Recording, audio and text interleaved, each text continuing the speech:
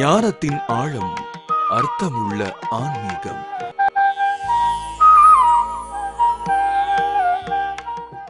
அருட்பெருஞ்சோதி அருட்பெருஞ்சோதி தனிப்பெரும் கருணை அருட்பெருஞ்சோதி. அருட்பெருஞ்சோதி அருட்பெருஞ்சோதி தனிப்பெருங்கருணை அருட்பெருஞ்சோதி. 25 வயசானா வெள்ளி விழா கொண்டாடுறாங்க நிறுவனங்களுக்கெல்லாம். எத்தனையோ ஆலைகள் சபைகள் ஆரம்பிக்கிறாங்களா, அது 25 வயசானா வெள்ளி விழா.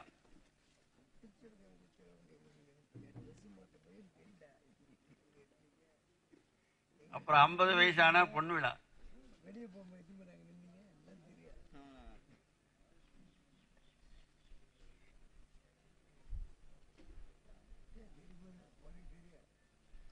அப்புறம் 70 வயசு, 80 வயசு, அப்புறம் 100 வயசானா வைர விழா.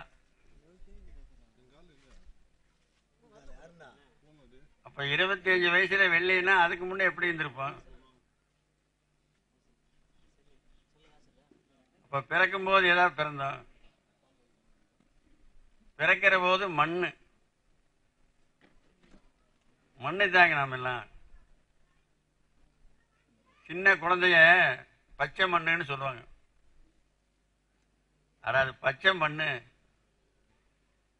இப்ப புரியாது. நாம எல்லாம் மண்ணா இருந்தோம்னு. மண்ணாக பிறந்த தேகம் மண்ணாகவே ஆகக்கூடாது. அதனாலதான் சாமி மண்ணை செஞ்ச உருவத்தை போட்டு உடைச்சது. வள்ளலாருடைய வரலாற்று ஒன்று வருதுல, மண் பொம்பை கொண்டா கொடுத்தான்னு ஒருத்தன். மண்ணாகவே போகக்கூடாது. வாழ்வாவது மாயம், இது மண்ணாவது தின்னம். சுந்தரமூர்த்தி சாமி பாடுறாரு.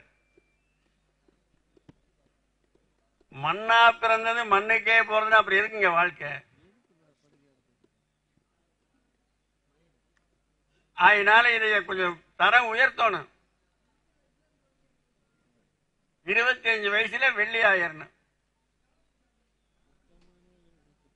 யாரு நம்மளை சொல்றோம், நாங்க நிறுவனத்தை சொல்லல. சங்கத்துக்கெல்லாம் 150 ஆண்டு கொண்டாடுறாங்க. நூற்றாண்டின் மேல் வளர் பொன் விழா கொண்டாடுறாங்க. இப்ப இதுக்கு 100 ஆண்டு முடிஞ்சு அதுக்கு மேல ஒரு விழா வந்தா நூற்றாண்டின் மேல் வளர் வெள்ளி விழா, அப்புறம் நூற்றாண்டின் மேல் வளர் பொன் விழா. இப்படி நம்ம யாராவது வெள்ளி ஆயிருக்கிறோமா, தங்கம் ஆயிருக்கிறோமானா எங்கேயாவது இருப்பாங்க நிச்சயமா. இல்லைன்னு எல்லாம் சொல்ல முடியாது. இந்த வீட்டுக்குள்ள என்ன இருக்குதுன்னே நமக்கு தெரியல. யாரு எங்க இருக்கிறாங்க நமக்கு எப்படி தெரியும்? நிச்சயமா தெரியாது.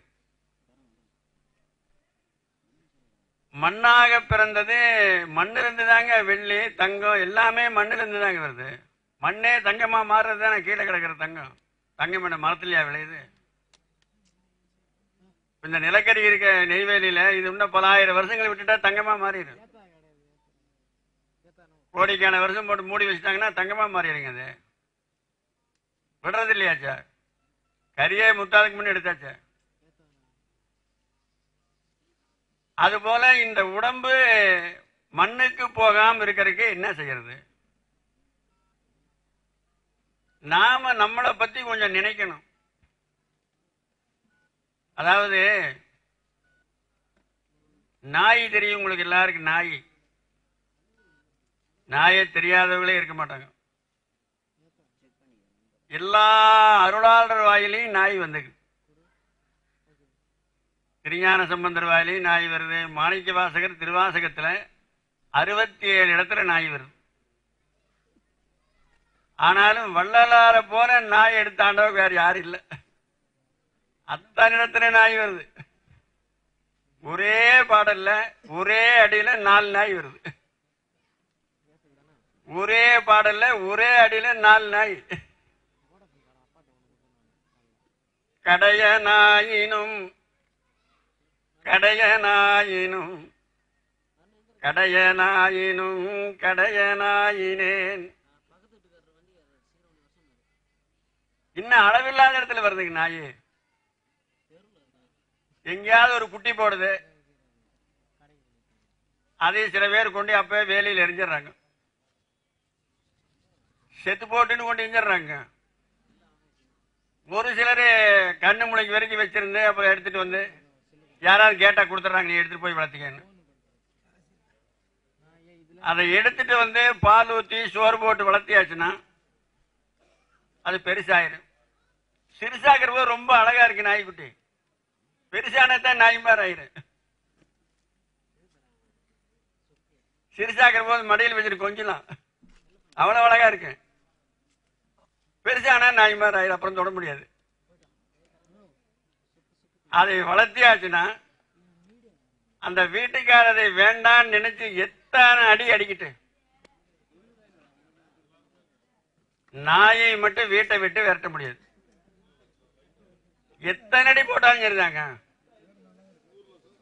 நாங்க 2 பூனை வளர்த்தணும், வெள்ளை பூனையா இருக்குது, 2 பூனை இருக்கிட்டேன்னு கொண்டாந்து வளர்த்தணும் மேட்டுக்குப்பத்தில். ஒரு நாள் வெளியே 2 பூனையும் போச்சு, அப்புறம் வரவே இல்லை. எங்கடா பூனை எடுத்தேன்னா அடுத்த வீட்டில் படுத்துருக்குது. ஏன் அங்க படுத்தீங்கன்னா அங்க பூனை பால் ஊற்றி வச்சிருக்கிறாங்க. பாலை கட்டணும்னா அங்க படுத்துட்டு இங்க வரல. நாய் மட்டும் படுக்கவே படுக்காது. யாரு வளர்த்துனாங்களோ அவங்கிட்ட தான் வரும். ஒரு நாள் நாயை வளர்த்தின ஒரு ஆளு கத்தி எடுத்து வீசினார். கத்தி எல்லாம் அரைஞ்சான்னு உள்ள போய் இறங்கிடுது உடம்புல. அப்படியே துடியா துடிக்குது. துடியா துடிச்சு கத்துது வாவான்னு. அந்த நேரத்தில் இவன் அதை கத்தியை புடுங்கறதுக்கு போறான், தன்னை வளர்த்தினவன் எஜமான். அப்பவும் அது வாழ ஆட்டும்.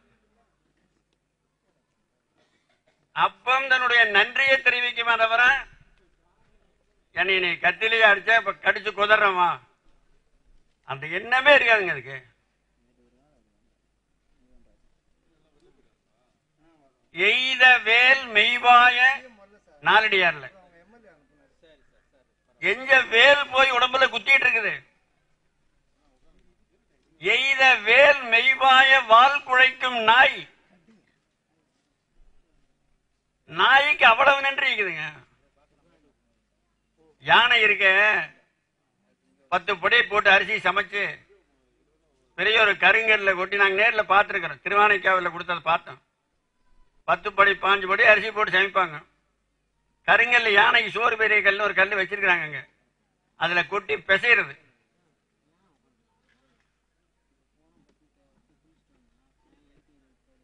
பிசைஞ்சு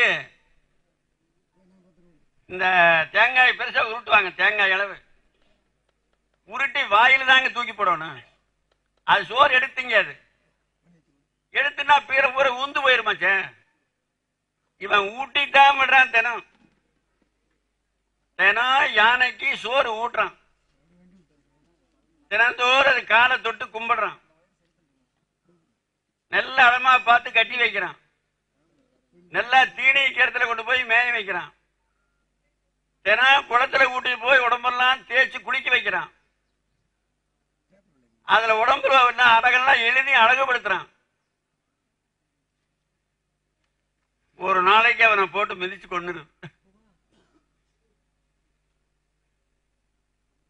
எய்தவேல் மெய்வாய வால் குழைக்கும் நாய் எங்க அறிந்தறிந்தும் பாகனையே கொல்லும் யானை. மனிதனுக்கு நன்றி இருக்கக்கூடாதா? நமக்கெல்லாம் நன்றி இருக்கும். என்ன நன்றினா, நமக்கு கண்ணு நல்லா தெரியற மாதிரி படைச்சிருக்கிறார்ல, காது நல்லா கேட்கிற மாதிரி படைச்சிருக்கிறாருல்ல. நம்ம எல்லாம் வள்ளலாருடைய படைப்பு. பிரம்மா படைச்சார் நினையாதீங்க. பிரம்மாவெல்லாம் பென்ஷன் சங்கத்தில் சேர்த்தியாச்சு. அவங்களுக்கெல்லாம் இப்ப வேலையே கிடையாதுங்க. பிரம்மாவும் இல்ல, ருத்ரனும் இல்ல, ஓருமே யாரும் கிடையாது. இல்ல இவர்கிட்ட இங்க வந்துருந்தாச்சா. வள்ளலாருடைய படைப்புக்கு நாம போறோம். அந்த தவம் செஞ்சிருக்கிற நாம கண்ணு நல்லா கொடுத்திருக்கிறாரு. எத்தனையோ பேர் நீங்க நான் வயிறார உண்டேன்னு சொல்றாங்க. கண்ணார வள்ளலார கண்டேன்னு யாரும் சொல்லிக்கிறீங்களே இது வரைக்கும்? கண்ணார கண்டேன்னு சொல்லக்கூடாது, காதார கேட்டேன்னு சொல்றோமா? காது கொடுத்திருக்கிறாருல்ல, எந்த குறையில்லாம நம்முடைய உடம்பை படைச்சிருக்கிறாருல்ல, இதுக்கு முதல் நாம நன்றியோட வாழணுங்க. நன்றி மறக்கவே கூடாது. நன்றி மறக்கிறதை விட மிகப்பெரிய பாவம் வேற எதுவுமே இல்லை. அதாவது பசுமாடுக்குதுல, பசுமாடு அதுக்கு பால் வருது பாரு, அந்த காம்பு அதை அறுத்துட்டாங்க கூட மன்னிப்புண்டுமா. ஆண்முலை அறுத்த அரணிலோர்க்கும் வயிற்றில் இருக்கிற போதே ஆனா பெண்ணான்னு கண்டுபிடிச்சு கொள்றாங்கல்ல. அந்த காலத்துல தான் புராணத்துல தான் நரயலோகம் யமலோகம் எல்லாம் புராணத்துல இருந்தது. இன்னைக்கு நீங்க யாரு நரயலோகம் பார்க்கணும்னா சொல்லுங்க, நாங்க அட்ரஸ் கொடுக்குறோம், நேரா போய் பார்க்கலாம். நரகலோகத்தினுடைய பிரான்ச் ஆபீஸ் தான் ஆஸ்பத்திரி பூரா.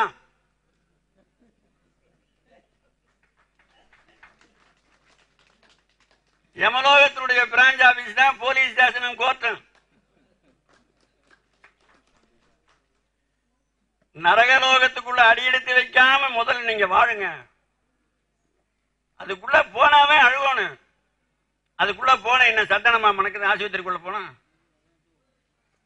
ஒரு கோயிலுக்குள்ள போனா ஊதுபத்தி மணக்குது, சாம்பிராணி மணக்குது, விபூதி மணக்குது, பூமாலை மணக்குது. ஆஸ்பத்திரிக்குள்ள போனா மலை நாத்தம் நாருது, கப்புன்னு ஒரு நாத்தம் அடிக்கும். எந்த ஆஸ்பத்திரிக்குள்ள போனா ஜென்ம தலையில தட்டுக்குது, அந்த நாத்தம் தான் நாரும். அதனால ஆஸ்பத்திரிக்குள்ள போகாத வாழ்க்கை இருந்தாவே நீங்க நரகலோகம் போகலன்னு அர்த்தம். இன்னும் சில பேர் என்ன பண்றாங்க தெரியுமா? ஆஸ்பத்திரியவே வீட்டுக்கு கொண்டு வந்துடுறாங்க. அவங்க வீடே ஆஸ்பத்திரியா மாறி போகுது. எங்களுக்கு இவரு ரொம்ப பழக்கமான டாக்டருங்க, இவர்கிட்ட தான் நாங்க போவோம், அவரு தான் இங்க வருவாரு. இதெல்லாம் வாழ்க்கையாது என்ன? அதனால நம்முடைய வாழ்க்கையை பயனுள்ளதா நன்றி உள்ளதா நாம மாத்தணும். கடவுள் நம்மளை எவ்வளவு நல்லா படிச்சிருக்காரு. குமரகுருவரர் நீதிநெறி விளக்கம்னு ஒரு நூல் சொல்றாரு. தம்மின் மெரியாரை நோக்கி தமது உடைமை அம்மா பெரிது. ஆஹா, நமக்கு கண் இருக்குது, கண் இல்லாதவனை நீ நினைச்சுக்க சந்தோஷமா இருக்கலாம். நமக்கு கால் இருக்குது, கால் இல்லாத நொண்டி நினைச்சீங்கன்னா சந்தோஷமா இருக்கலாம். நம்ம குடிசை வீட்டுல மாடி வீட்டுக்காரன் நினைச்சீங்கன்னா வேதனை தான் வரும். அது எதுக்கு அவன் நினைக்கிறேன்? நம்மளை விட கீழே நினைய. அப்ப நமக்கு சந்தோஷம். தம்மின் மெலியாரை நோக்கி தமது உடைமை அம்மா பெரிது அப்படின்னு அக மகிழ். அப்ப அந்த நாய் பாருங்க நன்றி உள்ளதா இருக்குது. இந்த நன்றி உணர்வை வள்ளற் பெருமான் 6 திருமுறையில் பாடுகிறாரு, அகவல்லையும் பாடுறாரு. அகவல்லியும் நாய் 2 இடத்துல வருதுங்க, அடுத்தடுத்தே வருது, அடுத்தடுத்தே வருது. நன்றறி வரியா நாயினும் கடையேன். 2 இடத்துல நாய் வச்சிருக்கிறாங்கல்ல. சிவபிரகாசாமி விட கடையேன்னு சொல்லிருக்க கூடாதா?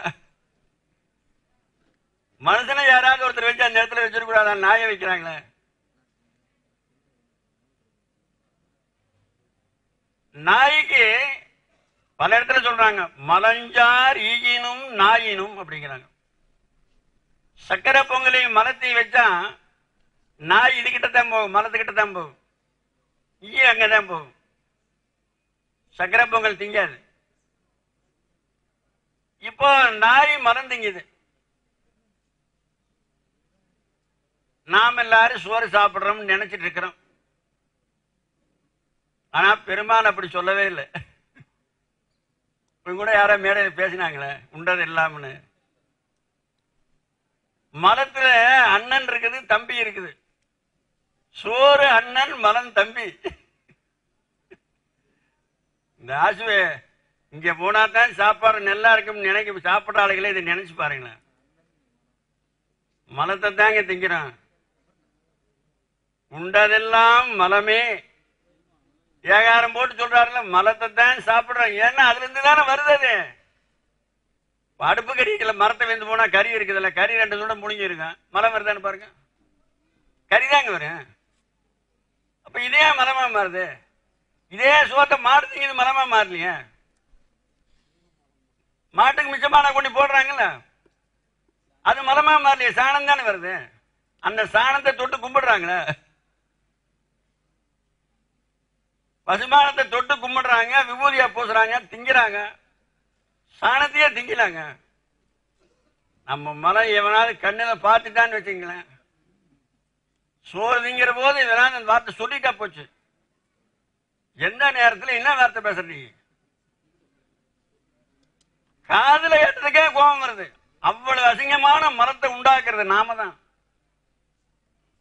மருள் நெறி சேர் மல உடம்பு, மலத்தை உண்டாக்குற உடம்புங்குதே, இந்த உடம்புல தாங்க இந்த சனி உருவாகு. சனி அந்த நாத்த நாருது. அதனுடைய ஒர்க் ஷாப் பூரா நாம தான்.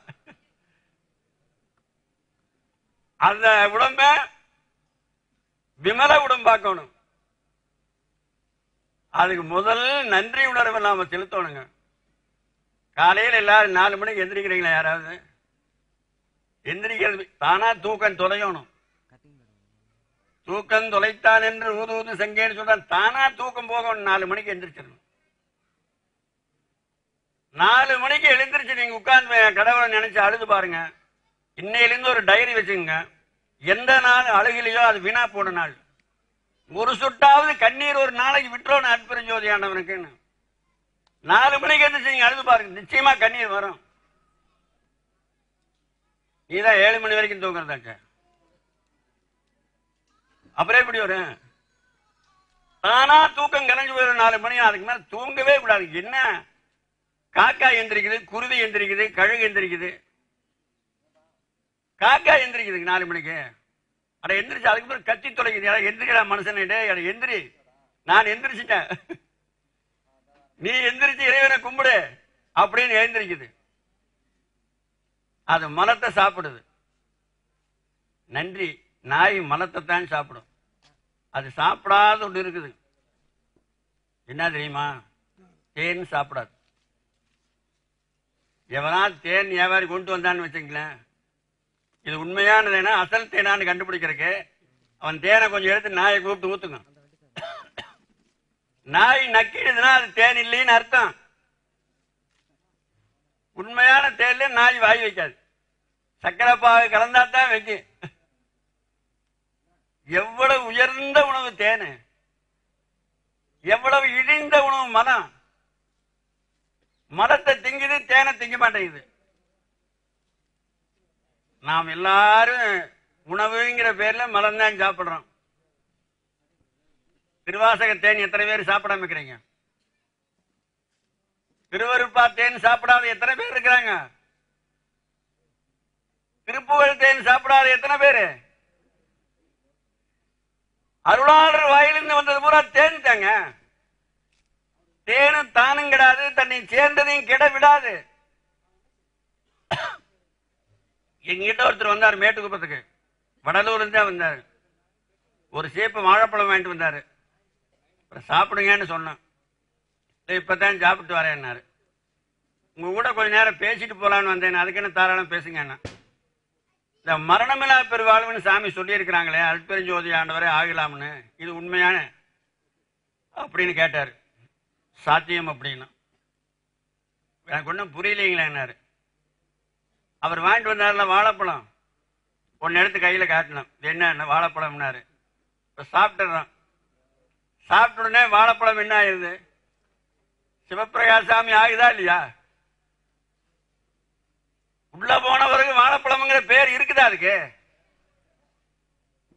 உள்ள போன உடனே சிவப்பிரகாசாமியா மாறி போச்சல. இதை விட இன்னையா வேணும் உனக்கு? அப்புறம் இந்த உடம்புக்கே பலத்தை இந்த சிவப்பிரகாசாமியா மாற்றக்கூடிய ஆற்றல் இருக்குதுன்னா நீ அற்பெருஞ்சோதி தின்னாத்தானாக. அற்பெருஞ்சோதி நினைச்சு சொல்லு வாயில, மனசுல நினை, கண்ணாலையும் வாயாலையும் மனசாலையும் ஆண்டவரை மூங்கினாத்தானாக. ஓயாம நினைச்சாத்தையும் அந்தபடி ஆகும். ஓயாம நினைப்பித்தா நித்தா நிமலா என நீ நினைப்பித்தால் ஏழை நினைப்பேன். திருவருட்பா தாங்க நாங்க சொல்றது. நினைப்பின் மறப்பித்தால் யானும் மறப்பேன், எவையும் பிறப்பித்தா என்னாலென் பேசு. அது போல ஓயாம வள்ளலாறு இறைவனை நினைங்க. கடவுளே கடவுளேன்னு சொல்லுங்க. நீங்க அற்புதம் கூட அது கூட நிறைய வார்த்தை இருக்கு, அது வேண்டியதில்லை. கடவுளே கடவுளேன்னு சொல்லுன்னு சுவாமியே சொல்றாங்க ஒரு இடத்துல. கடவுளே கடவுளே என நான் பழக நேர்ந்திட்டேன், இன்னும் இவ்வுலகில் பழங்கனால் அழுங்குதல் அழகோ. கடவுளேன்னு 4 எழுத்தால சொல்லிட்டே கிளம்ப, நேரம் பார்த்தாலும் சொல்லாம கடவுளே கடவுளே கடவுளே கடவுளேன்னு சொல்றதுக்கு என்ன வரைக்குது? அது ஏதாவது ஒண்ணு சொல்லு வள்ளலாறு நினைச்சு. எதையா நினைக்கிறோமோ அதுவாக மாறிடுவோங்க. எதையே நினைச்சு நாம செய்யறோமோ அதுவா மாறிடுவோம், நிச்சயமா மாறுவோம். 24 மணி நேரம் நினைச்சாலே அப்ப அது மரம் திங்குது, தேன் திங்கிறது இல்ல. நாமளும் மரம் திங்கிறோம், தேன் திங்கிறது இல்ல. எத்தனை பேர் வீட்டுல அறுப்பா இல்ல? எல்லார் வீட்லயுமே அறுப்பா இருக்குது. பஞ்சாங்கம் எல்லார் வீட்லயும் இருக்கு. ஆனந்த விகடன், குமுதம், பேச்சும்பழம், பேயை காதிரிட்டு பிசாசுன்னு ஒரு புத்தகம் வந்திருக்குது. அது எல்லாரும் வீட்லயும் இருக்கு. வர்றவங்க எல்லாரும் ஆளுக்கு ஒரு புத்தகத்தை கையில் வாங்கிட்டு போங்களேன். வீட்டுல கொண்டு வைங்க. கொண்டு நீங்க எல்லா புத்தகத்தையும் வாங்கி அடிக்கிறீங்க வீட்டுல. நீங்க படிக்காம இருந்தாலும் கூட உங்களுக்கு அது பெருமையை வாங்கி கொடுக்கும். என்ன பெருமைன்னு நினைக்கிறீங்க? ஒரு ஆள் உங்க வீட்டுக்கு வரான்னு வச்சுங்களேன், இதை பார்த்த உடனே ஓஹோ இவர் ரொம்ப படிச்சவரு, இவனுக்கு ஆனா கூட தெரியாது. அது உங்களுக்கு பெருமை சேர்க்குமா தவிர சிறுமை சேர்க்காதுங்க. ஞான நூல்ல வீட்டுல வைக்கணுங்க. திருவருட்பா இல்லாத வீடே இருக்கக்கூடாது. அது போல அகல் விளக்கு இல்லாத வீடும் இருக்கக்கூடாது. எல்லார் வீட்லயும் திருவருட்பா இருக்கணும். எல்லார் வீட்லயும் அகல் விளக்கு நேரம் எரிஞ்சிட்டு இருக்கணுங்க. அப்பதான் சன்மார்க்க காலம் நம்ம கொஞ்சமாவது வரும். காலையில் எந்திரிச்ச உடனே அகல் விளக்குல முழிக்கலாம். சில பேர் செருப்பு தலைக்கு வச்சு பட்டுக்கிற எந்திரிச்சோன்னு முழிக்கிறதுக்கு. வேற எங்கேயாவது விட்டு வந்து அவன் தூக்கிட்டு போயிடுவான்னு தலைமாட்டிலே வைக்கிறான் செருப்பேன். எந்திரிச்ச உடனே செருப்பு மூஞ்சிலையா முழிக்கிறது? அப்ப நாய் மலம் திங்குது, தேன் திங்கிறது இல்ல. இன்னும் எத்தனையோ பேரு மலத்தை திங்கிறாங்க, தேன் திங்காம இருக்கிறாங்க. இன்னும் தேன் அருந்தோணும். அப்ப அதுலயும் நாயை விட மோசமான மனுஷன் இன்னும் இருக்கிறான். அடுத்து பாருங்க, வேதாந்த நூல் ஒரு நூல் இருக்குது, மகாராஜா துறவுன்னு அதுல ஒரு நூல். அதுல ஒரு ராஜா சக்கரவர்த்தி வீதியுலா போறாரு. போற போது ஒரு நாய் எங்கேயோ கிடந்துக்கு ஒரு எலும்பு. எப்போ எத்தனை வருஷத்துக்கு முன்ன செத்ததோ தெரியல. அது ஆடம் மாட எலும்பு கிடந்ததுக்கு வழியில அதை எடுத்துட்டு போய் தோட்டத்தில் உட்காந்து போட்டு கடிக்குது. கடிச்சான் நாக்கிலையும் ரத்தத்தையும், ரத்த நாக்கிலையும் அந்த எகிரிலையும் போய் எலும்பு குத்துது. எலும்பு குத்துனா நாக்கில இருந்து அந்த எகிரில இருந்து ரத்தம் ஒழுகுது. ஆஹா, நாம் இன்னைக்கு என்ன தவம் பண்ணுமோ தெரியல, காஞ்சு போன எலும்புல இத்தனை ரத்தம் வருது. காயாதுக்கு முன்னே கிடைச்சீங்கன்னா ரத்தத்துக்கு எத்தனை ரத்தம் வந்திருக்கேன் அப்படின்னு போட்டு உறிஞ்சுது. அந்த ராஜா கீழே இறங்கி, இந்த எலும்பை கடிச்சு இந்த நாய் வீணா சாகுத, அந்த எலும்பை புடிங்கி வச்சுட்டு இருக்கிறா, சோறு போடலாம்னு இறங்கி பக்கத்துல போறான். அது என்ன சொல்லுது, நான் எத்தனை சிரமப்பட்டு நீ சம்பாதிச்சுக்கிறேன், நீ புடுங்கினா அப்படி வாரியா, உனக்கு கொடுப்பனா நானு அப்படின்னு அதை தூக்கிட்டு ஓடுறது. இது மகாதேவ மாலையில சாமி சொல்லி இருக்கிறாங்க. தீவினை அப்படின்னு ஒரு பாட்டு ஆரம்பிக்குதுல்ல, அந்த பாடல்ல நாவினை என்பால் வருந்தி கரண்டுகின்ற நாய்க்கு நகை தோன்ற நின்று நயக்கின்றேன். நாவினைத்தான் புடிச்சு கரண்டது, எலும்ப கரண்டுல. நாவினை எலும்பால் வருந்தி கரண்டது, நாய்க்கு நகை தோன்ற நின்று நயக்கின்றேன். இது நாய் கோளாறு. நாம் என்ன செய்யறோம்னா, மண்ணாசை, பொன்னாசை, பெண்ணாசை, இந்த 3 ஆசைங்கிற எலும்ப கடிக்கிறாங்க உலகத்துல. யாராவது அருளாளர்கள் இதை கடிச்சு இப்படி வீணா போறானே, அதை போய் விடுறதுக்கு நாம வழி சொல்ல போலாம்னு போனா, நான் சம்பாதிச்சு வச்சுக்கிறதுல புடிங்கிட்டு போறான்னு வந்தியா நீ? அந்த நாய் தூக்கிட்டு ஓடுது பாருங்க. அந்த மாதிரி நினைக்கிறான் இவன். ஒரு பணக்காரங்கிட்ட எங்களை போல ஒரு சாது அடிக்கடி போனாவே அதைத்தான் நினைப்பானா. சாமியே சொல்றாங்க அதையே. பொருளிலே உலகம் இருப்பதாதலினால், பொருள் தான் உலகம் இருக்கிறதாச்சே. ஒருவர் வாழ் பலகால் மருவினால், பல தரம் அவங்கிட்ட போயிட்டு இருந்தோம்னா, ஓ சாமியாரு ஏதோ கணக்கு பண்ணிட்டு தான் வராரு, நம்ம கிட்ட இருக்கிறத ஏதோ ஒண்ணு கேட்டு நமக்கு உல வைக்கிறதுக்கு வராரு, இவர் எப்படியாவது விரட்டி விட வீட்டுக்கு வராம பண்ணோன்னு அப்படின்னு முயற்சி பண்றாங்களா. பெருமாள் சொல்றாருங்க இதைய. அதை தெரிஞ்சு நான் யாருக்கிட்டமே போகலைங்கிறாரு. அப்ப எலும்பு கிடைக்கிறதுனா எத்தனை பேர் இருக்குது பாத்தீங்களா? உலகத்துல இன்னும் ஏராளமான பேர் இருக்கிறாங்க. எலும்பு கிடைக்கிறதான் தொழில், அவங்களுக்கு வேற வேலையே இல்லை. அப்புறம் தானும் சம்பாதிப்பாங்க, தானும் சாப்பிட மாட்டாங்க. சரி, அடுத்தவங்க கொடுப்பாங்கன்னா அடுத்தவனும் கொடுக்க மாட்டாங்க. இதுக்கு ஒரு நாய் வருது. இது என்ன பண்ணுதுன்னா,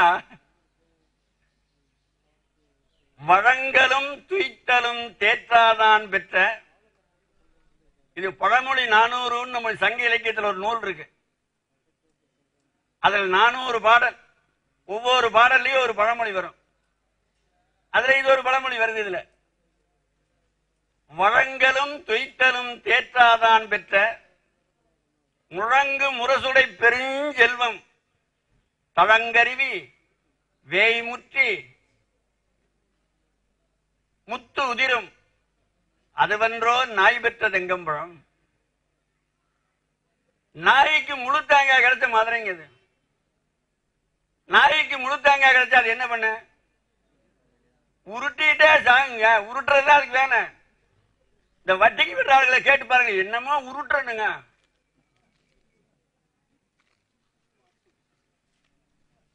என்னமோ உருளுதுங்க வண்டி, அதான் உருட்டுறான்னு அர்த்தம்.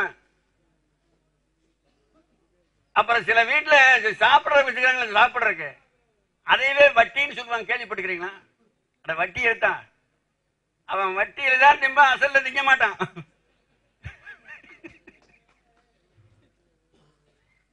அசல்ல கை வைக்க மாட்டான், பேரே வட்டின்னு வச்சிருப்பான். இந்த நாய் உருட்டுற மாதிரி உருட்டுறதாங்க அவனுக்கு வேலை. இரவும் பகலாம் ஓயாம எண்ணி எண்ணி எழுதி வைக்க வேண்டியதுதான். ஏட்டு கணக்க மாத்தி மாத்தி எழுதி வச்சாரு. ஈசன் போட்ட கணக்கு மாறவில்லை, போய் விழுந்தாரு. என்ன, அதனால வட்டிக்கு வாங்குற தொழில் அவ்வளவு மோசங்க. இது உயிரோடு அப்படியே அட்டை உறிஞ்சிற மாதிரி உறிஞ்சிருதுங்க. அவன் தானும் குசிக்க மாட்டான், மற்றவனுக்கும் கொடுக்க மாட்டான். ஒரு அம்மா புல்லு ஒரு கட்டு கொண்டாந்து போட்டிருந்தாங்க. புல்லு மாட்டுக்கு, ஒரு நாய்க்கு விட்டு ஒண்ணு மேல ஏறி படுத்துடுது. அந்த புல்லு கட்டு மேல படுத்துடுது. மாடு திங்க வந்தா உருங்குது. சரி, இதான் திங்க மேல இது திங்க மேல, மாட்டையும் திங்க விட மாட்டேங்குது. சரி, இதான் திங்கினாலும் இதுவும் திங்க மாட்டேங்குது. அது மாதிரி நாய் அதுக்குள்ள இந்த தண்ணி ஆடுற சத்தம் கேட்கும். அந்த தேங்காய்க்குள்ள ஆடுற சத்தம் கேட்கும். அதுக்காக அதை உருட்டியே செத்து போயிடும். இந்த மாதிரி உருட்டுற வேலையை மனுஷன் இதுக்காக வருது. இதான் மனித வாழ்க்கையினுடைய பயன். அந்த நாய் பெற்ற தேங்காய் பழமும் இவங்கிட்ட இருக்கிற பொருள் ஒண்ணுதாங்க. அது எதுக்கு பொருளாகுது? ஒரு பிரயோஜனம் இல்லை அதுல. அதனால இந்த காக்காய் ஒரு காக்கா, நாம் எல்லாரும் சோறு வச்சோம்னா சந்தோஷமா சாப்பிடுது இல்லைங்களா? இவ்வளவு சோறு தான் வச்சிருப்போம், கத்துன்னு கத்துது. எல்லாம் வாங்கப்பாடு. எல்லா காகம் வந்தவர்கள் ஆளுக்கு ஒரு வாயா பகிர்ந்து சாப்பிடுது. இந்த புத்தி வரக்கூடாதா மனுஷனுக்கு? காகம் கரவானா மறைக்காம, காகம் கரவா கரைந்து உண்ணும்.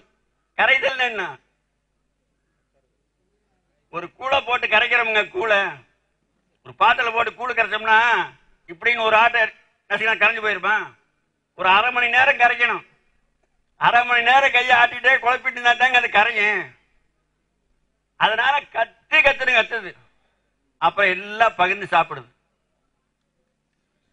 காகம் கரைந்தது காலையும் ஆயிற்று கண்ணுதல் செயரே வாரும் பொன்னுதல் நேயரே வாரும். காகம் கரைந்ததுன்னு சொல்றாங்கல்ல. சரி, இப்ப இந்த காக்கா ஒரு அம்மா இட்லி கடை வச்சுக்கிறார் அம்மா தெருவில். அவ கொஞ்சம் ஏமாந்து நேரம் பார்த்து ஒரு இட்லி தூக்கிட்டு போயிடுது. போய் எங்க வீட்டு மேல உட்காந்து தனியா திங்குது. அப்ப காக்கா இது கூப்பிடுறது இல்லைங்க. நாம வச்ச சோறு கூப்பிட்டதில்ல. இப்ப இட்லி தூக்கிட்டு போச்சுல்ல, அது ஏன் கூப்பிடல? ஏன் கூப்பிடலைன்னா நாம வச்ச சோறு தீவினை இல்லாத வழியில வந்தது. அதுல தர்மம் செய்யுது. இது திருட்டு வழியில வந்தது. திருட்டு வழியில வந்ததை தர்மம் செய்யவும் மாட்டான், செய்யவும் கூடாது. திருடி பொருள் சம்பாதிக்க தர்மம் பண்ண மாட்டான்.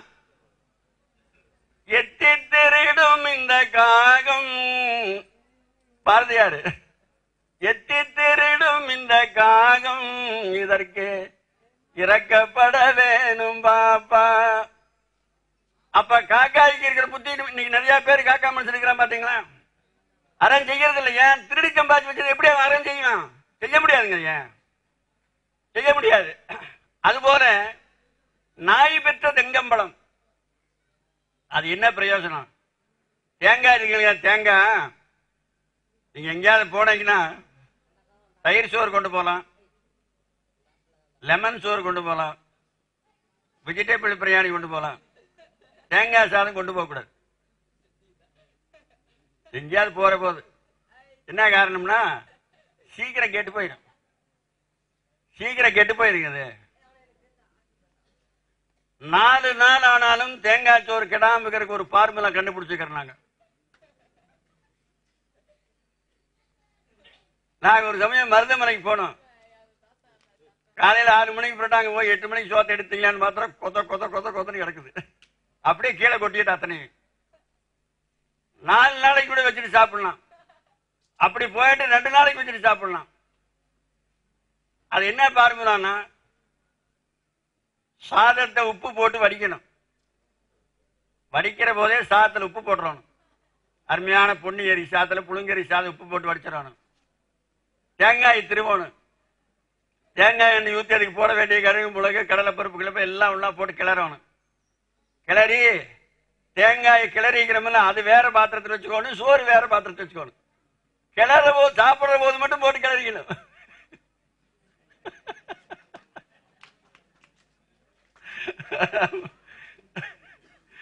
சாப்பிடுற போது கிளறி கிளறி சாப்பிட்டா எத்தனை நாள் சோறு கெடாது. உள்ள சேர்த்துலாம் கெட்டு போயிரு. தேங்காய் சாதம்னா தேங்காதுன்னு அர்த்தம். இது தேங்காது, ரொம்ப நேரம் தேங்காது. சிதம்பரத்தில் அன்னதானம் பண்ற போது பேச்சாளர் வந்து பேசிட்டு ஒரு பட்டிமன்றம் நடந்தது. அவருக்கெல்லாம் தேங்காய் சாதம் செஞ்சு வச்சுட்டாங்க. 7 மணிக்கே செஞ்சுனா 10 மணிக்கு சாப்பிட்டாங்க. எப்படி இருக்கு? சோத்தை கையில் தொட முடியல. கையில். அதுபோல நாய்க்கு கிடைக்கிற தேங்காய் எந்த பயனும் இருக்காது. அதுவும் திங்காது, மற்றவனும் கொடுக்காது. அப்பேற்பட்ட விலை உயர்ந்த பொருள் அது தேங்காய். அது மாதிரி பயனில்லாத இடத்துல போய் செல்வம் சேர்ந்து என்ன பிரயோஜனம்?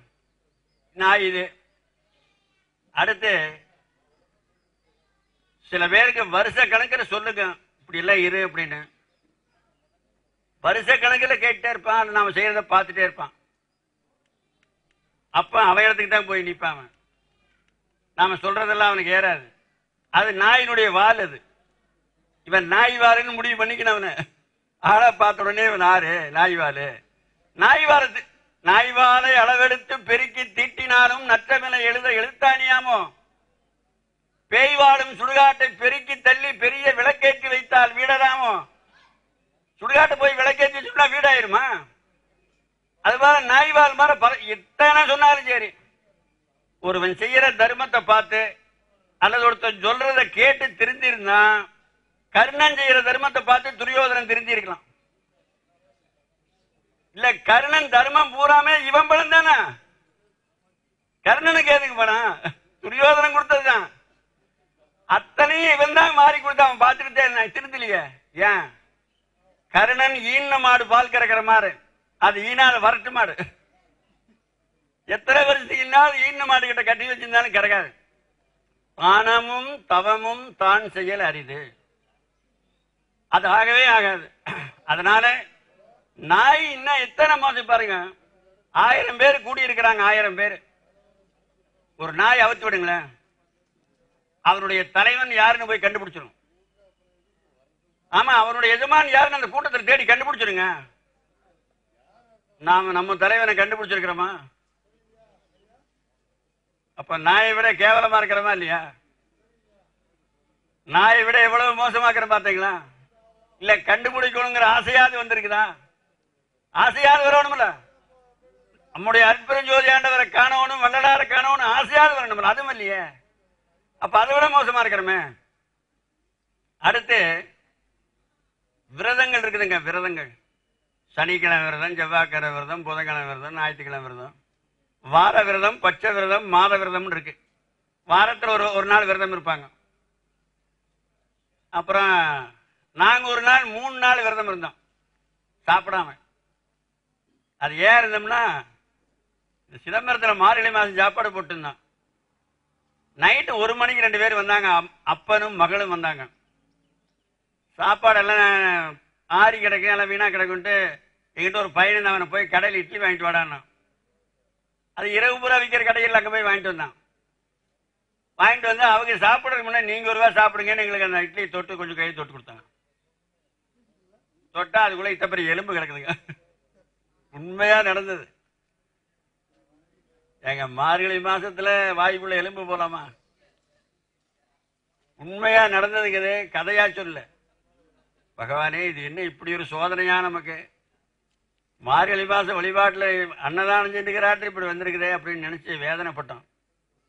எங்கடா போய் வாங்கினீங்கன்னா, சைவம் அசைவம் 2ம் போட்டுருந்தாங்க போர்டு. தயவு செஞ்சு சைவ அசைவம்னு எங்க போர்டு போட்டுக்குதோ நீ பட்னி கிடக்க. அதுக்குள்ள போகக்கூடாது. சாம்பார் ரசம் வேணா தனியா வச்சிருப்பேன், தோசை சுடுறான்னு சொல்லுவேன். ஆம்லேட்டுக்கு வேற கல்லு, தோசைக்கு வேற கல்லா வச்சிருப்பேன். அதுல தானே இதையும் ஊற்றுவேன், இதுல தானே அதையும் ஊற்றுவேன். தோசை சுட்டாவே ஆம்லேட் நேரத்தை நாரும். அது போகக்கூடாது. அப்புறம் சரி, இந்த பாவத்தை இதோட தொலைச்சிருவோம். சிதம்பரத்திலே அது நிவர்த்தி ஆட்டுன்னு 3 நாள் 9 வேளை சாப்பிடல. 4வது நாள் காலையில குளிச்சுட்டு நீ சாப்பிடலாம்னு நினைக்கிறேங்க. சிதம்பரத்தில் முருகன் ஜுவல்லரின்னு ஒரு கடை இருக்கு, காசி கடை தெருவில். அந்த செட்டியார் பேர் ராமலிங்க செட்டியார். அவங்க வீட்டில் ஒரு 150 பேர் சிவபூஜை பண்ணிக்கிறாங்க. காலையில் சிவபூஜை பண்ணினோடனே அந்த அம்மா கிட்ட சாதம் போட்டு கொடு, நான் கொண்டு முதல் சாமிக்கு கொடுத்துட்டு வரேன் அப்படின்னு அவர் சாப்பாடு தூக்கிட்டு வராரு. காலையில குளிச்சுட்டு சாப்பிடலாம்னு நினைக்கிறோம், ராமலிங்கம் ஜோறு கொண்டு வரார். அவர் பேர் ராமலிங்கம்ங்க. அப்ப இறைவனே அந்த பாவத்தை மன்னிச்சு ஏற்றிட்டாருன்னு அர்த்தம். தெரியாம ஒரு பாவம் செஞ்சுட்டாரு, அது உண்ணாரும் வந்து கழிச்சிடலாம், இந்த பிறவிலேயே தொலைச்சிடலாம். அது இது அனுபவமா பார்த்ததுங்க. இது அப்ப கடவுளை எப்படி உதவுவார்? மனுஷ வடிவத்தில் வந்து நாங்க உதவி செய்வோம். இந்த கை ஒடிஞ்சு போச்சு, உண்மையாவே சொல்றேன், இந்த கை ஒடிஞ்சு போச்சு. ஒடிஞ்சுனா இது இப்படியே வந்து இங்க ஒட்டிடுது எல்லாம். அன்னைக்கு அடுத்த நாள் மார்கழி அன்னதானம் ஆரம்பம். நான் எந்த உள்ள பார்க்க போனா முதல் நாள் யார கஞ்சி வடிச்சு விட்டுதான், கஞ்சி இருக்குல தெரியல, அதுல காலி வச்சோன்னா வலிக்கு விழுந்துட்டோம், கை உடைஞ்சு போச்சு. அப்புறம் முருகப்பிள்ளை தெருவுன்னு ஒரு தெருவு இருக்கு. அந்த தெருவில் ரங்கசாமி டாக்டர், உங்களுக்கு எல்லாம் தெரியும். இப்போ அவருடைய மகன் முத்துக்குமரன், அவர் லண்டன்ல போய் படிச்சு வந்தவர். அவர்கிட்ட கொண்டு கையை காட்டினா கையை கட்டெல்லாம் கட்டி இந்த நேரம் ஒரு தொட்டில் கட்டி கையை தூக்கி தொட்டில் போட்டு விட்டார். அப்புறம் நாங்க தூரி ஆட்டிட்டு இருக்கிறோம். ஆறாறு ஒரு அன்பர் வந்தாரு, இந்த கையில விபூதி கொடுத்தோம். ஏன் இந்த கைக்கு என்ன வேலைன்னாரு. நாங்க வேட்டி மூடி வச்சிருந்த தெரியாம, இந்த கை இப்படி ஆகி போச்சுன்னா ஆன உடனே கட்ட அவருங்கிறாருங்க. அந்த உண்மையா நடந்தது அவருனாரு. ஏயான்னு கேட்டான். அந்த ஆளு கையை காட்டுறாரு. என் கை, அந்த ஆளுக்கு கை ஒடிஞ்சு, இங்க கை ஒடிஞ்சு அவன் கட்டு, அந்த ஆளு கட்டி அப்புறம் கட்ட அவுக்கிற போது கை இப்படி வரல. ஆயிடுது. இன்னும் இருக்கிறாரு, இன்னும் இருக்கிறாருங்க அவரு, கட்ட அவருங்கிறாரு. என் கையை கெடுத்தவன் அவன் தான். என் கை போனா போயிட்டு போய் என் பொண்டாட்டி மட்டும் நான் சோறு போடுறேன், நீ எத்தனை பேருக்கு சோறு போடுற, அது வலது கை, அது கட்ட அவருன்னாரு. ஏன் ஒரு ஆளுக்கு தவறு செஞ்ச எல்லா ஆளுக்குமே அப்படி இருக்கேன், உனக்கு அப்படி ஆகி போச்சு, எங்களுக்குமே அப்படி ஆக. சரி அப்படின்னா அது ஆகுது, நீ கட்ட அவர் வேற இடத்துல போய் கட்டலாமுங்க. சரி கட்ட அவுத்துடலான்னு முடிவு பண்ணோம். முன்னால் ஒரு காரு வந்து நின்னுது. அவங்க வந்து 2 பேர் இறங்கி வந்தாங்க. அதுல ஒருத்தன் பேரு பரமசிவம், ஒருத்தன் பேரு கோவிந்தராஜ், 2 பேர் வந்தாங்க. ஐயா உங்களை ஐயா ஆந்திரா புத்தூர்ல போய் கட்டி வர சொன்னாரு. அங்க யாரோ போய் சொல்லிட்டாங்க ஒருத்தருக்கு 2500 ரூபா வாடகை, ஆந்திரா புத்தூர் போதுங்க. அப்புறம் அங்க போய் கட்டுற போது அவரை கேட்ட அந்த டாக்டர், ஐயா அது கட்டு நல்லா கட்டி இருந்தா இதே விட்டுருங்க, மோசமா இருந்தா மட்டும் பாருங்க அப்படின்னு சொன்னான். நீ நாளைக்கு வந்திருந்தீங்கன்னா நான் உடைச்சுட்டேன கட்டணும், எவன் கட்டுதுன்னு கேட்கிறாரு.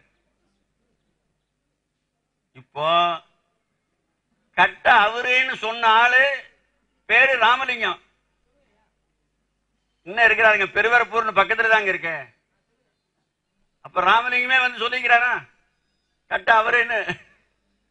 அப்புறம் அந்த காரு கொடுத்து அனுப்புறான், அவர் பேரு நடராஜன், நடராஜா சோறு போட போய்க்கிறான். அப்ப இறைவன் எப்படி வந்து உதவுறாருன்னு பாருங்க. அப்ப பரமசிவம் கோவிந்தராஜா துணைக்கு வராங்க. கோவிந்தராஜா வந்துட்டாரு. அப்புறம் போற வழியில காஞ்சிபுரத்துல மத்தியானம் சாப்பிட்டு போலாம்னாங்க.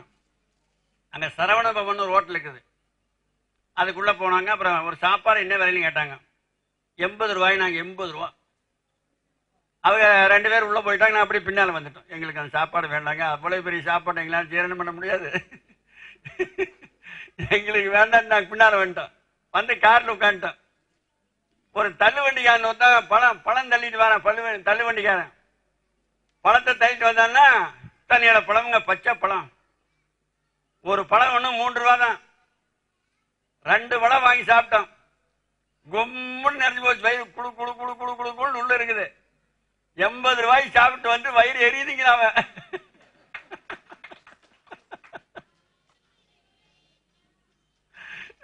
இல்ல எரியுதுங்கிறா.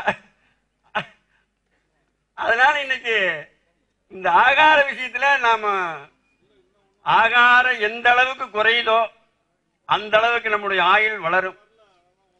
ஆகாரத்தை எந்த அளவு அதிகப்படுத்துறீங்களோ அந்த அளவு ஆயுள் குறையும். இது அதிகமான அது குறையும். உண்டி சுருங்கில் திருமந்திரம் படிச்சுக்கிறீங்களா? யாருமே நிறைய பேர் படிச்சுப்பீங்க. உண்டி சுருங்கில் உபாயம் பலவுல. 40 வயசுக்கு மேலானாவே எண்ணெயில வென்றது எதையுமே திங்காதீங்க. 40 வயசுக்கு மேலானா எண்ணெய் பலகாரத்தை தொடவே தொடாது. அது தொட்டைனா அப்புறம் ஆஸ்பத்திரியோட நரகலோகத்துக்குள்ள போக வேண்டியதுதான். நரகலோகத்தினுடைய பிரான்ச் ஆபீஸ் தான் சொன்னமே, அதுக்குள்ள போகாம ஒரு ஆளு கடற்கரையில் படுத்துக்கிட்டா ஒரு டாக்டர் போனாரு. எங்கேயும் உங்களை ஆஸ்பத்திரி பக்கமே காணமே அப்படின்னாரு டாக்டர்.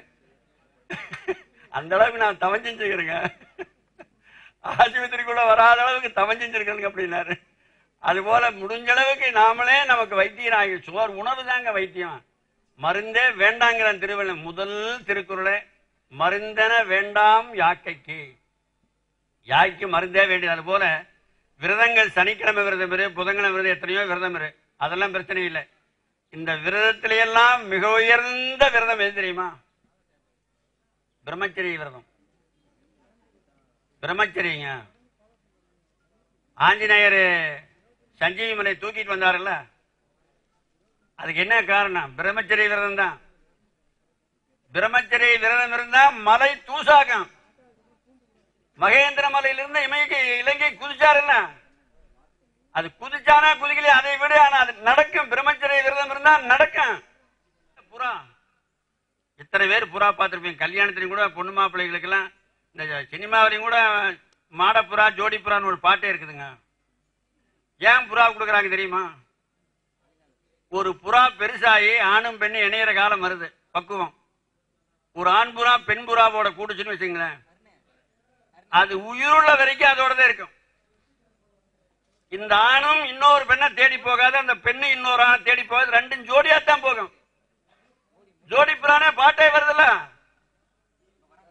இந்த புறாவுக்குள்ள புத்தி இருந்தா ஏங்க இன்னைக்கு எய்ட்ஸ் நோய் உலகத்தில் பரவுது? அது புறம் போகாதனாலதான் புறானே பேரு.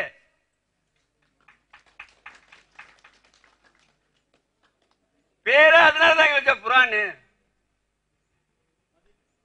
அப்ப இது எதுக்கு இந்த ஜீவன் இதெல்லாம் கடவுள் படைச்சாருன்னா, நீ புத்தகத்தை படிச்சு தெரியலினாலும் இது வாழ்றத பார்த்து நீ திருந்து. இது வாழுதல்ல. கோயிலுக்கு போன உடனே பணம் வந்து கொட்டணும்னு நினைக்க, அது எப்படிங்க கொட்டும்?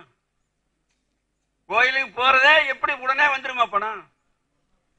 ஒருத்தன் போய் கேட்கிறான், சுவாமி நான் இத்தனை கஷ்டப்படுறேனே, எனக்கு நீ அருள் செய்யக்கூடாதான்னு கேட்கிறான்.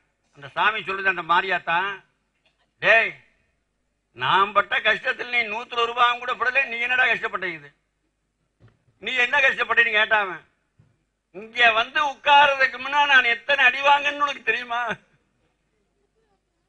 அந்த சிலையை எத்தனை தட்டு தட்டி இருப்பான். மேல ஏறி உட்கார்ந்துட்டு உடம்பு சளியல்ல தொடச்சு விட்டுட்டு செருப்புக்காரோட தான் மேல உட்காந்து கொட்டிருப்பான். கண்ணுல உளி வச்சு கொத்திருப்பானா? கொத்திருக்க மாட்டானா? அத்தனை அடி வாங்குறதுனால தானே இங்க வந்திருக்குது. நான் படும் பாடு சிவனே உலகர் நவிலும் பஞ்சுதான் படுமோ? பஞ்சுபடாத பாடுபட்டேன்னு சொல்றாங்க. நாம் என்ன பாடுபட்டோம் அருள் அடையறதுக்காக? அதனால கஷ்டப்பட்டா தாங்க முன்னேறலாம். ஒரு துன்பம் வந்ததுன்னா துன்பமாவே நினையாதீங்க. இப்ப இவர் சட்டை போட்டுக்கிறாரு, சலவை தொழிலாளி போடுறாரு. சலவை தொழிலாளி போட்டு என்ன கும்புறான்? கும்பனா தாங்க அழுகு போகுது, பட்டினா உடைஞ்சு போகுது அடிக்கிற அடியில. அப்ப தங்கத்தை போட்டு தட்டி நீட்டினா தாங்க அணிகரமாகுது. நிலத்தை கடப்பாலையும் மண்வெட்டிலையும் குத்துனா தாங்க விளையுது. அருள் மட்டும் சும்மா இருந்தா வந்துடுமா? அப்ப அகவர் எதுக்கு படிக்கிறது? துன்பளித்து அங்கே படிச்சுட்டே இருக்க வேண்டியதுதான் வேலையா? படிச்சா கொஞ்சம் அனுபவத்தை கொண்டு வரக்கூடாதா? துன்பத்தை தாங்க கூடாதா? உலகர் நவிலும் பஞ்சுதான் படுமோங்கிறாருல்ல. ஆண்டவன் துன்பத்தை கொடுத்தும் அருளை கொடுப்பாருங்க. துன்பத்தின் மூலமாத்த இன்பம் பூராமே வரும். தனியா இன்பம் வராது, கஷ்டப்பட்டா தாங்க வரும். ஒரு சோதனை வந்ததுன்னா போச்சு. ஓ கடவுளே மாத்திர கால் தயாராக்குறாங்க நீங்க எத்தனையோ பேர். அதனால சில பேர் முருகனை கும்பிடுறது, விநாயகனை கும்பிடுறது, பெருமாளை கும்பிடுறது, எத்தனையோ பேர் கும்பிடுறாங்க. ஏங்க அதெல்லாம்? அதாவது ஒரு நெருப்பு, இது நெருப்புன்னு வச்சுங்களேன். இந்த நெருப்பு இதுல இருந்து ஒரு வெளிச்சம் வருது, வெளிச்சம், அதுதான் முருகன். இதுக்கு ஒரு நிறம் இருக்குது, அதுதான் விநாயகர். அதை தொட்டா சுடுது, அதுதான் அம்பாள். அப்புறம் இந்த நெருப்புல இருந்து தான் இது பூரா வருது. சைவம் முதலாக நாட்டும் பல சமயங்கள் எல்லாம் தனித்தனி காட்டும் தெய்வம் இது வந்து பாரீர். அது பூரா இதுல இருந்து தாங்க வெளியே வருது. ஆனா ஒண்ணு மட்டும் ஞாபகமா வச்சுங்க, ஒரு பொருளை மண்ணுல போட்டு மூடுனா ரொம்ப நாளைக்கு அப்படியே கிடக்கும். தண்ணிக்குள்ள விழுந்தா பல வருஷங்களுக்கு அப்படியே கிடக்கும். அந்த பொருள் தண்ணியா மாறாது, மண்ணாவும் மாறாது. நெருப்புக்குள்ள போட்டீங்கன்னா அந்த பொருள் நெருப்பாக வரைக்கும் நெருப்பு வேலையை நிறுத்தாது. அது எடுக்கிறதுல குற்றத்தை நீக்கி தன்வசம் ஆக்கின பிறகுதான் தான் வேலையை நிறுத்தம். அருட்பெருஞ்சோதி ஆண்டவர்கிட்ட வந்தா உன் குற்றத்தை நீக்கி ஆட்கொள்வார். மற்றதுல போனா அங்கேயே கிடக்க வேண்டியதுதான். திருமாலடியார்களுக்கு ஆழ்வார்னு பேரு. என்ன ஆழ்வார்னா தண்ணிக்குள்ள போய் ஆழத்துல படுத்துக்காருன்னு அர்த்தம்.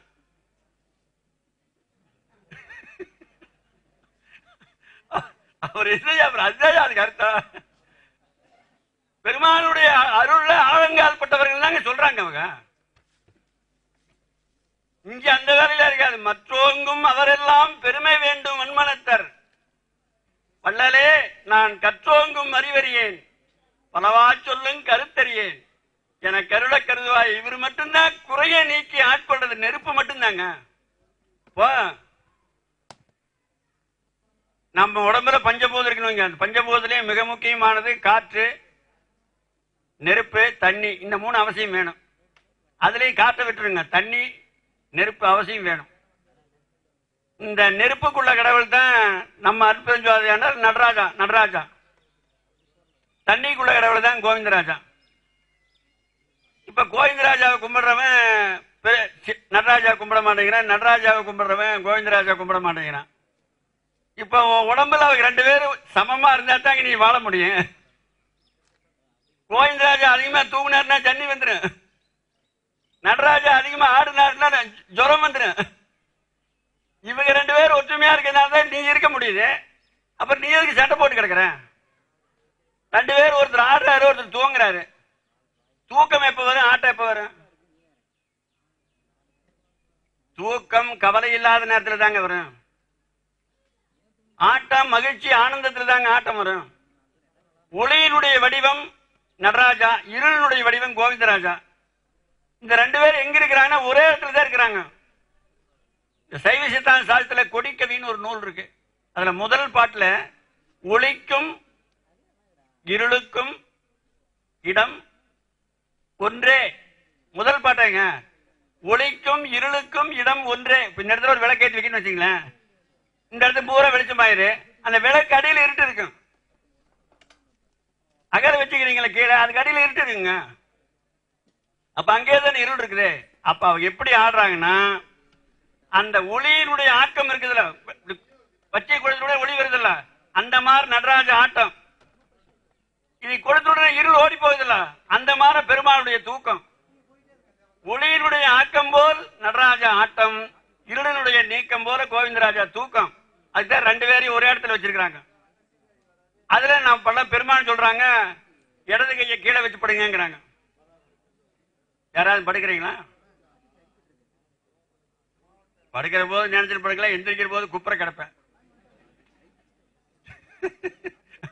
கீழே வைக்கிறது இல்ல, மேலே வைக்கிறது இல்ல.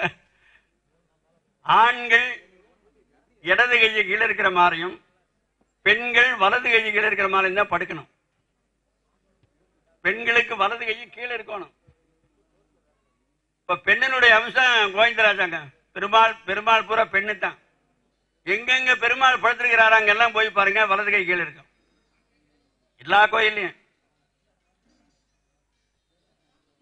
நீ எந்த கோயில் வேணா போய் பாருங்களேன். மேற்க தலை வச்சு ஸ்ரீரங்கத்துல மேற்க தலை வச்சு கிழக்க கால் நீட்டி வடக்க முதுகு காட்டி தெற்கு பார்த்து படுத்துக்கிறாரு. எந்த கை கீழ் இருக்கு? வலது கை தான் கை கீழ் இருக்கு. நம்ம சிவபெருமான ஒரு இடத்துல படுத்துக்கிறாரு ஆந்திராவில். யாராவது போய்க்கிறீங்களாங்க? சுருட்டைப்பள்ளி. நாங்க ஒரு சிவன்ராத்திரிக்கு பேச போனாங்க. அங்க கரெக்டா பெருமான் சொன்னாப்புல வலது கை கீழே வச்சு படுத்துக்கிறாரு அவரு. அதுல என்ன லாபம்னா, வலது கையை கீழே வச்சு படுத்தா சூரிய கலை ஓடும். சூரிய கலை ஓடும். நாம் அதிகமாக சாப்பிட்டு இருந்தா கூட ஜீரணம் ஆயிருங்க. சூரியன் உள்ள வேலை செய்தல, அப்புறம் கெட்ட கனவு வராது. நம்ம அறியாம அளவு கடந்த தூக்கம் வராது. கரெக்டா இப்ப யாராவது தேவைன்னா இத்தனை மணிக்கு எந்திரிக்க வேணும் நீங்க யாராவது நினைக்கிறீங்களா? அதுக்கு ஒரு மந்திரம் இருக்குது. பேப்பரையும் பேனா எடுத்து எழுதி வச்சுங்க. அந்த மந்திரத்தை பாடம் பண்ணீங்கன்னு வச்சுங்களேன், கரெக்டா அத்தனை மணிக்கு எந்திரிக்கலாம். என்னன்னு கேக்குறீங்களா? படுக்கிற போது இத்தனை மணிக்கு எந்திரிக்கணும்னு நினைச்சிட்டு படுக்கணும். அதுதான் மந்திரம்.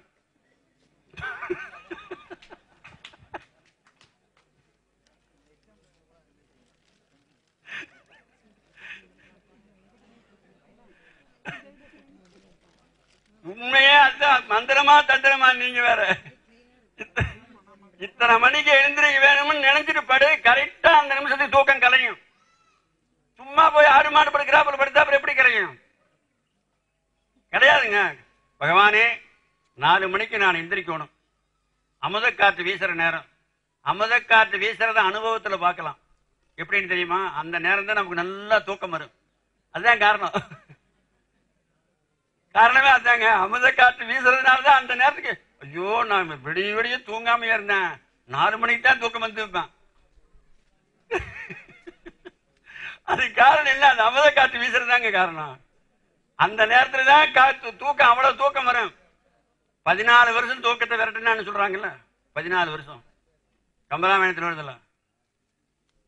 நாங்க 1 மாசம் தூக்காம இருந்தோம். 30 நாள் கரெக்டா இந்த பக்கத்துல விருதாளத்துக்கிட்ட வேட்டக்குடின்னு ஒரு ஊர், அந்த ஊர்ல கோயில் கட்டியிருந்தோம். கரெக்டா 9 மணிக்கு படுக்க வச்சுங்களேன், இன்னைக்கு 9 மணிக்கு தூக்கம் வரும் இரவு. அந்த நேரத்தை கழிச்சாச்சுன்னா அப்புறம் வராது. அப்புறம் அடுத்த நாள் 10 மணிக்கு வந்தது, அடுத்த நாள் 11 மணிக்கு வந்தது, அடுத்த இப்படியே கழிச்சு அந்த 9 மணி வந்து அதோட தூக்கம் போயிடுது, அதோட போயிடுது.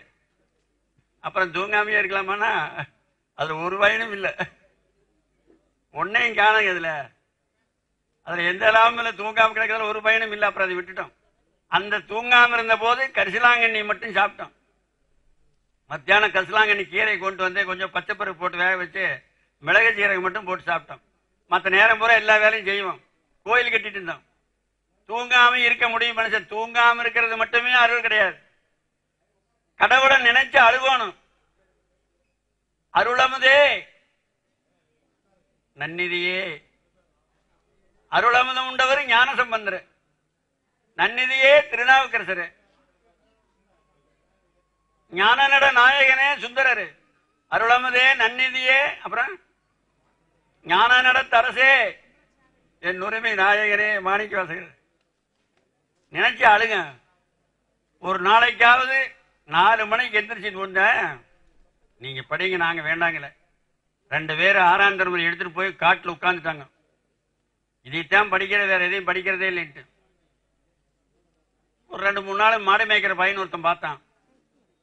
இது என்னடா இவங்க புடுக்காண்டு இருக்கிறாங்களே, தண்ணிக்கு என்ன பண்ணுவாங்க, சோத்துக்கு என்ன பண்ணுவாங்கன்னு யோசனை பண்ணி அப்புறம் போய் கேட்டான். ஏன் தாங்க தண்ணி குடிங்கன்னு ஒரு நாள் கொடுத்தான்.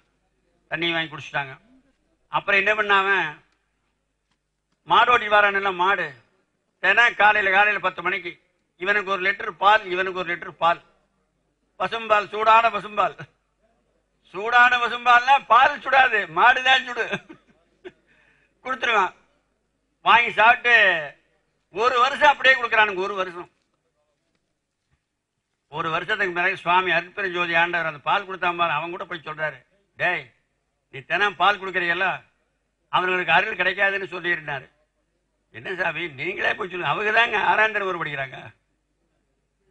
நான் ஒன்னும் பள்ளிக்கூடத்துக்கே போகாதானுங்க. நீங்களே போய் சொல்லுங்க. நீ போய் சொல்றான்னு இவங்க கூட சொன்னாரு. சாமி இவன் போய் சொன்னான். என்னடா அது, இவனுக்கு ஏன் சொன்னாரு?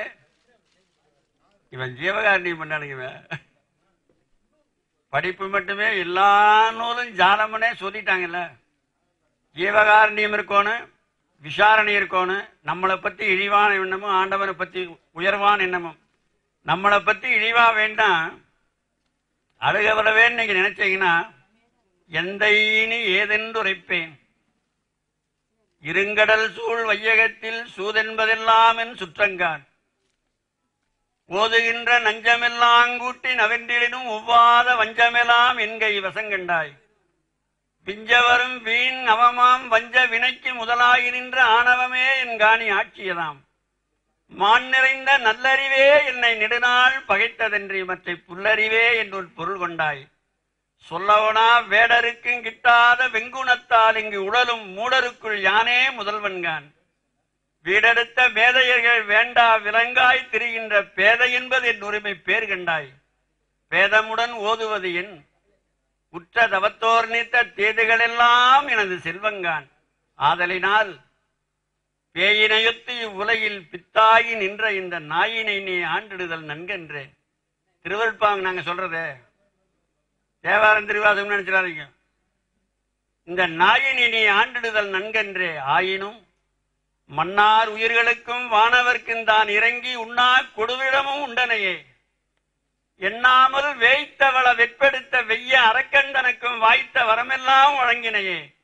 சாய்த்த மன விம்புடைய வன்முனிவர் வேள்வி செய்துவிட்ட கொடும் பாம்பையெல்லாம் தோள்மேல் பறித்தனையே. நாம் பெரியர் எஞ்சேம் என்று ஆணவத்தால் ஏற்ற இருவரையும் அஞ்சேல் என்று ஆட்கொண்டு அருளினையே. துஞ்சுவன்றி தோயா குருளைகளின் துன்பம் புறாது என்று தாயாய் முளைப்பாரும் தந்தனையே.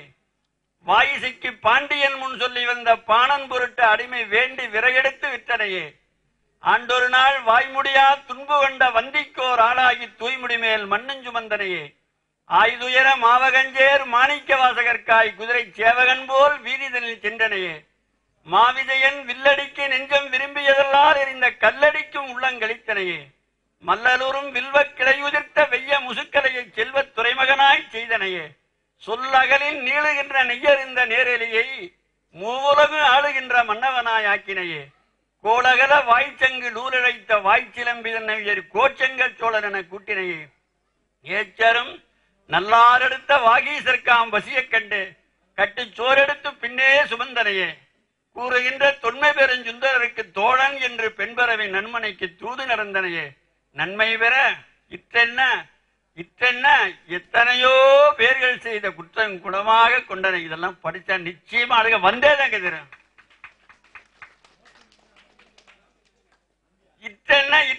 எத்தனையோ பேர்கள் செய்த குற்றம் குணமாக கொண்டனையே பற்றுலகில் அன்புடைய தாயர்களோர் 1000 பேர் ஆனாலும் அன்புடையாய் நினைப்போலாவாரோ. இப்படியே விண்ணப்ப கழிவென்பாங்க நாங்க சொல்றது. விண்ணப்ப கழிவென்பா நீங்க படிச்சு பாருங்க, உள்ள உருகுதா இல்லையான்னு பாருங்க. நிச்சயமா கண்ணீர் வரும், அழுக வரும். இதை விட்டு போட்டு பிரமன் இனி என்னை பிறப்பிக்க வல்லனோ, இந்த பாட்டை படிக்கிறது இதெல்லாம் அனுபவங்க. நோவாது நோன்பனை போல் நோற்றவரும் இதா படிக்கிறது பிரேயர்ல. அனுபவ பாட்ட பிரேயர்ல படிச்சா எப்படி நமக்கு அருள் கிடைக்கும்? எத்தனை முறையீடுகளை செஞ்சு வச்சிருக்காங்க. எத்தனை திருவருள் முறையீடுனே பேர் வச்சிருக்குது. 200 பாட்டுக்கு மேல இருக்குது. அதுக்கு பேரே திருவருள் முறையீடுனே பேரு. மகாதேவ மாதிரி ஒரு 50-60 பாட்டு விட்டுட்டு பின்னால பூரா படிக்கலாம். சிவனேச வெண்பா பூரா படிக்கலாம். எப்பேற்பட்ட விண்ணப்பங்கள் அருளி செஞ்சுக்க. அது நெஞ்சரி உறுத்தல் நமக்கு நாமே புத்தி சொல்றது. நெஞ்சரி உறுத்தல் அகவலை போலேயே பெருசு. தினந்தோறும் படிச்சோம்னா நிச்சயமா அருள் அடையும். வள்ளலார் ஒரு பாட்டுல சொல்றாரு, ஆயா கொடியேனுக்கு அன்புடையாய், சிவனேச வெண்பாவில ஆயா கொடியேனுக்கு அன்புடையாய் நீ அருள் இங்கு ஈயா குறையே இலை கண்டாய். அப்புறம் என்ன குறையா? மாயாக்கும் வில்லா திருவடிக்கையில் விண்ணப்பம் யான் செய்து கொள்ளா குறையே குறை. விண்ணப்பம் செஞ்சு கொள்ளாத குறை ஒண்ணுதாங்க குறை. எல்லாரும் சுகமா இருக்கும்.